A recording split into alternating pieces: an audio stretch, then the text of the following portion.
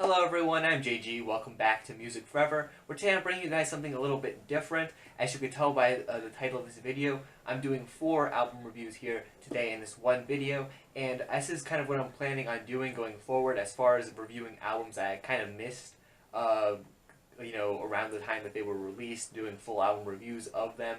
Now previously on my channel last year, what I did was 2 videos, one after the first half of the year, one at the end of the year, where I talked about albums I missed during the year.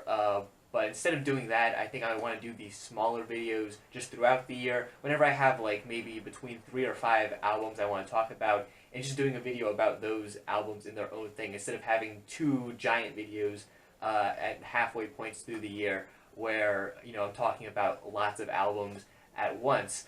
I think this will just be a better format. It'll allow me to talk about go into more detail about these albums as I'm talking about them. I still don't think I'm going to be able to go into quite as much detail in these videos as I would for a normal full-length album review, but it's going to be more than what I was able to do with that older format that I had going on. So really, the point of these videos is to talk about albums that I missed when they were initially released, doing full albums reviews of them, either because I was too busy to listen to them, or because maybe I wasn't familiar with the band and I heard good things about the album and then decided to check it out afterwards.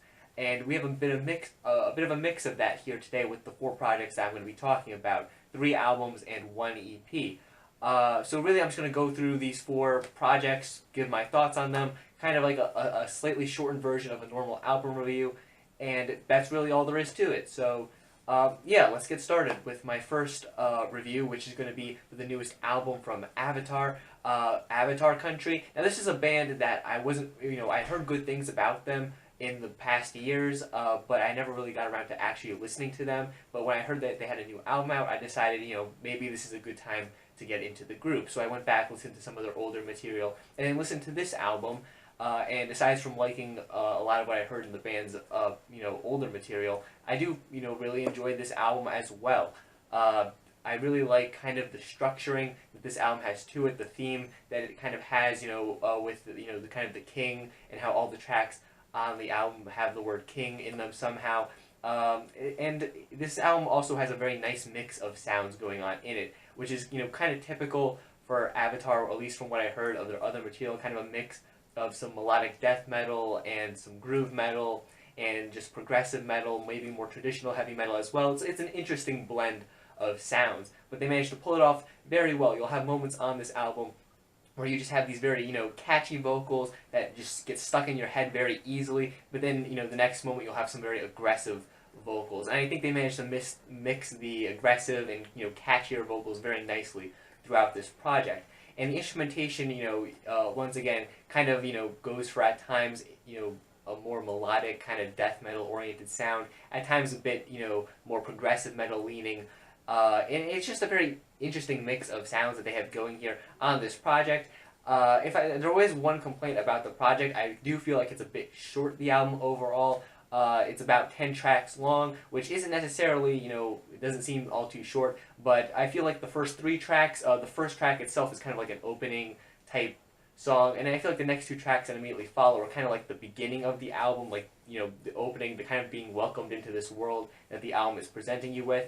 And then the last 3 tracks are also kind of like the closing, given that the last 2 songs are instrumentals that are kind of, 2 parts of this greater piece, and the track that comes before those 2 is kind of the last track with vocals, and it just has a very, closer-like feel to it, this very epic closing kind of sound to it before launching into the instrumental at the end. So then that kind of leaves the middle part of this album with only 4 tracks, one of which is a skit. And I do kind of enjoy the skit on here. I'm not a big fan of skits on albums, especially when they last, a long time. And this one does. It's several minutes long.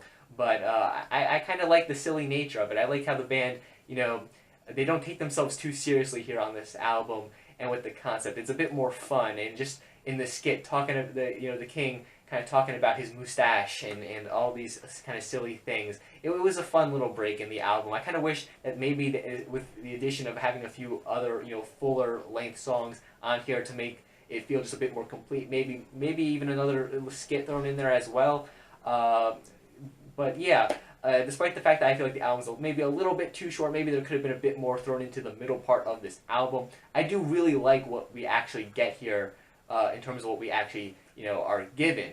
Like I mentioned before, you have some great moments that just have a very epic, awesome feel to them, but while not taking itself all too seriously at the same time. And the closing instrumental 2 tracks that I mentioned earlier, I really like them as well. I like how the first one kind of has this more soft feel to it. It's almost electronic leaning in a sense, and I just really kind of like how, just not super in your face that it is, and not really overblown. It's kind of a bit of a, a change of pace from the rest of the album. That is before it launches right into the second half, where you have those guitars just swell in, and it has a very epic, awesome feel to it that the rest of the album has. And yeah, I think it's a really awesome way to close out this album. So yeah, despite the few problems I have with this thing, I still highly recommend you check out this album, because like I said, for what you're actually getting here on the disc, there is a lot of great content, lots of great, interesting, and fun metal songs as well. This is a good example of a metal project that manages to sound fun, yet at the same time very diverse with what it's giving you. I can't really think of too many,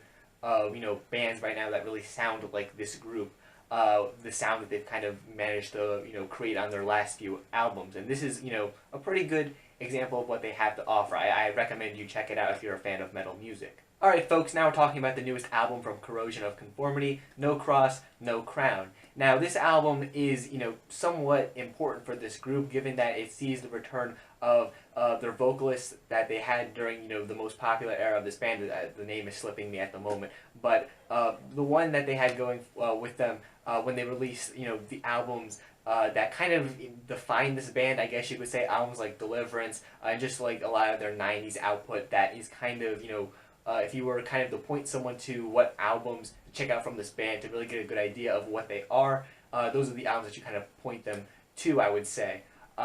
So in one part, of course, that's very great, because you have a great part of this band kind of returning to it. However, I do feel like in parts, though I do like the sound of those albums and this album by extension, I do feel like this album does run very similar to a lot of the output that they put out in that time period that I was referencing earlier. This album kind of sounds like it could fit into that time period very nicely. It's clearly a bit of a throwback to that just style, I feel. But maybe a bit too much. It's a bit too similar for its own good. But if if that's a sound that you really like from this band, I still feel like you're gonna like at least some of this album anyways. The album occasionally throws some more calm instrumental interludes just at you throughout the project, which is also a bit reminiscent of some albums like Deliverance that they put out in the past, along with just that sludgy kind of southern rock style that they kind of had at the same time. Makes this album, like I mentioned before, sound very similar to some of those older records. And I do think that there is some good material on here. I don't think that there's really any standout terrible songs on this thing, and there are some rather interesting cuts, particularly towards the end of this project. I feel like the beginning and end of this album are the strong points. The middle is the weakest part, in my opinion. You have tracks like the heavy A Quest to Believe that comes really close to the end of this thing. I just feel like it's a very nice heavy not closing necessarily, but close to closing track on this project. And then you have the title track that also appears towards the end of this project, which is more of a kind of softer but still kind of haunting sounding track that moves away a bit from the sludgier heaviness of the project in favor of something a little bit different, and I think that stands out for that reason. Overall, this album, in my opinion, is good. I feel like it's pretty solid all the way through. If you're a fan of this band, if you like the sound of some of their most praised material, I feel like you're gonna like this album to some extent. But I don't think it's necessarily quite as good as some of that material, and it doesn't exactly push this band in a brand new direction or anything quite like that. But if you are a fan of that sound, you are going to get some enjoyment out of this project. So, if you do like that sound, if you like yourself some sludge, if you like yourself some Corrosion of Conformity, I recommend you still check this thing out. Next up, we're talking about the newest album from Pestilence, Hadeon, or Hadeon. I'm not exactly sure how to pronounce it, but yeah, that album. That's the one we're talking about now. And this album, kind of like the Corrosion of Conformity album we were just talking about kind of sees the band going back to a bit of an older sound that they're somewhat known for. In the case of Pestilence here, they kind of maintain this very technical death metal sound, but there's a bit of a thrashy feel to this album as well. It's a bit reminiscent of some of their earlier material that's very much loved. And in another regard, much like that Corrosion of Conformity album we were just talking about, I feel like this album, while it does have a sound that's very at times reminiscent of those other projects that are very much loved, I don't feel like it quite manages to surpass or compare really to those albums. Really, kind of leaving this album as a bit of a fun throwback, but not quite something super new or super exciting or anything. And also like that album we were just talking about. There's not really much of a weak moment on this thing, as much as it is just kind of, a bit similar, a bit too samey all the way through to really stand out. Now, there are some cool riffs and some nice solos throughout this thing that I do find myself enjoying, and the vocals also sound very good throughout the project as well. However, there's also some moments I'm not quite that big a fan of. Like, occasionally, you'll have, like, these robotic-sounding vocals pop up, and I do think that, manipulated vocals and things like that can be done right. However, they just feel a bit out of place and awkward on this album. Now, of course, I do kind of get the whole science fiction, theme, or themes rather, that appear on this album. I mean, just look at the album artwork. It's not exactly something that Pestilence are foreign to at this point in their career, but I just don't feel like the robotic vocals really fit all too nicely here, which is kind of a shame because I feel like the tracks that they appeared on, outside of the robot vocals, were some of my favorite moments on the project. You also have the track Subvisions that appears towards the middle of this thing, which is kind of a nice little instrumental solo track that appears in the middle, which is a kind of a nice change of pace on the project. It's nothing mind-blowing or anything, but I do kind of appreciate what it is in the track listing. Overall, there's not all too much to say about this project because in many regards, lots of the points I have to make about this thing are very similar to the album I was just talking about, in that, it does kind of have a bit of a throwback sort of sound to an earlier point in the band's career, in this case with kind of maintaining the technical death metal aspects, but kind of having that thrashy feel to it as well in terms of just the sound of the riffs at times. But it doesn't quite manage to be as great as some of the earlier material of this band that it's kind of alluding to. So yeah, if you're a fan of this band, if you like some thrashy death metal, maybe you should definitely check this out at least, because I think you'll get some enjoyment out of it. But I don't think it's one of the band's best or greatest albums or anything quite like that. I feel like the albums that this album is kind of, in a sense, trying to sound like are better, I guess. And we're moving away from metal with my last project that I'm going to be talking about here today, the new EP from Boots, DARKDAZE. Now, Boots is an artist that I became aware of through his collaborations with the hip-hop duo Run the Jewels on a couple of their tracks, like Early from their second album or 2100 from Run the Jewels 3. Two tracks that I do really enjoy, and I do just love Run the Jewels overall. In fact, I've done a top 10 of my favorite songs from them, if you want to check that out. But with this EP here, I decided to give it a listen just because I did like his performance on those tracks, and Run the Jewels are featured on a track here on this EP, so I was like, I should definitely give it a listen. And overall, I have to say that I did enjoy my listen here of this project. The Run the Jewels track, Delete Delete, is a very cool song in my opinion. It is reminiscent of some of their older collaborations. However, at the same time, I do like how on this track, the tone isn't quite as serious. I feel like it's either 2100 or Early. Those two tracks had very serious subject matters going along with them. But this one here, just the verses from LP and Mike are a bit funny at times, and just not quite as serious as those two songs I was talking about before.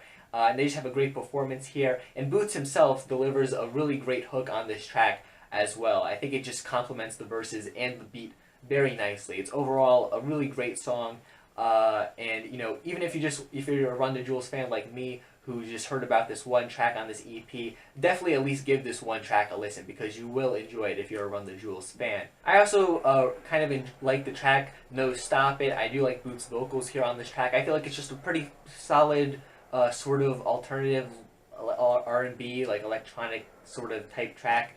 I'm not quite sure what to describe it as, but I do enjoy the track. And the opening song, "DARKDAZE," is one that, kind of had to warm up on me a bit. I wasn't a big fan of the more repetitive hook on this thing, though I do understand what was, being attempted with that. But the track has grown on me with time. I think it's a decent song, but it is one of my least favorites on the entire EP. And then the closing track on this EP, the Strange track, it's a rather long song, being almost 10 minutes in length. And I do feel like it could be maybe a bit shorter at times, but it's definitely by no means a bad track. It's just, I feel like the first part of the song really is stronger, and then towards the end I feel like it starts to lose steam maybe a little bit. Maybe if it was shortened a bit, it would be a bit stronger, but it's still not a bad track by any means. Overall, I'd say that this EP is pretty solid through and through. If you like Boots' voice, you're going to enjoy this project. I feel like the instrumentals complement his voice nicely, and the features that he has on this thing work very nicely with the production and his voice as well. Yeah, it's a pretty solid EP overall, I would say, and I recommend you check it out. So that sums up the 4 reviews I had to do here today. I hope that this format works well for you guys. I hope that you guys are, going to be able to see more album reviews like this instead of having to wait for 2 times a year for these massive videos. I mean, this videos like this still might get to be, longer in length, but that's just because I'll have more time to talk about these albums, really. But yeah, I hope that this format works going forwards, and if you enjoyed it, make sure you guys leave a like on the video so I know that, and subscribe to the channel so you don't miss out on other future album reviews. Comment down below your thoughts on these projects if you've heard any of them. Feel free to leave your opinions, your thoughts, your ratings, all that stuff down below in the description, in the comment section. Thanks for watching, guys, and stay golden.